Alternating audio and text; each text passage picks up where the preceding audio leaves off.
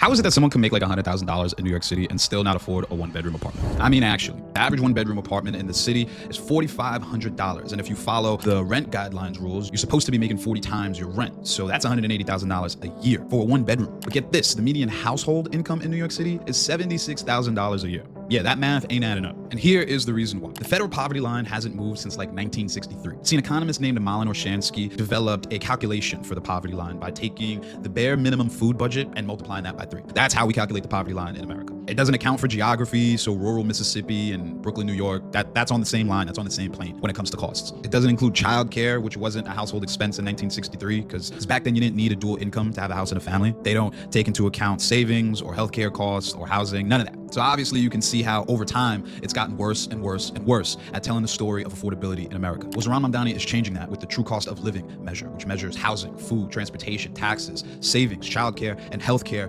into what it actually costs to be able to live. And when we add savings to this measurement, we don't just mean what does it cost to be able to put food in your mouths, it's what does it cost to actually put money in your pocket and keep it there. To distance yourself from stress and survival mode, which research from Harvard and multiple peer-reviewed sources say that living under financial pressure doesn't just feel bad, it literally changes your brain for the worst. And this is the story that this reporting is trying to paint for us. So the true cost of living measure has found a couple things, right? That a single adult with no kids needs $70,000 a year to live in New York City, when in actuality, the median income is $57,000, making that a $13,000 gap. Families with kids need $159,000 when the median income is $124,000, and that is a $35,000 gap. All in all, 62% of New Yorkers cannot afford to live here. If you could do the math on the top of your head, that's over 5 million people. And their average gap is about $40,000 a year, like a full-time job. Meanwhile, if you're judging by the federal poverty line, it says only 18% of New Yorkers can't afford to live here. Wow, 18%, 62%, that is a big difference. That's 3.5 million people that are like lost in the system. You have like a home health aide in the Bronx making $45,000 a year,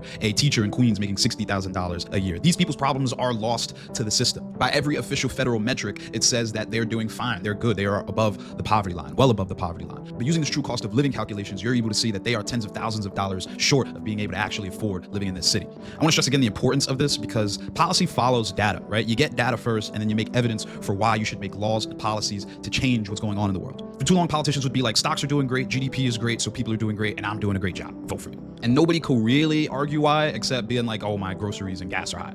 But now we have a way. You cannot look at 5 million people struggling and be like, nah, this is just a fringe issue. It's just their decisions. And you know, as Democrats and progressives and maybe a few smarter conservatives begin to adopt this affordability crisis speak into November's elections, it's going to be a valuable tool to use this true cost of living calculation as an example of what's really going on. Every major city should have one of these. And honestly, the federal government needs to have a reckoning with how they have been measuring the economy for decades. New York is finally actioning on that reckoning.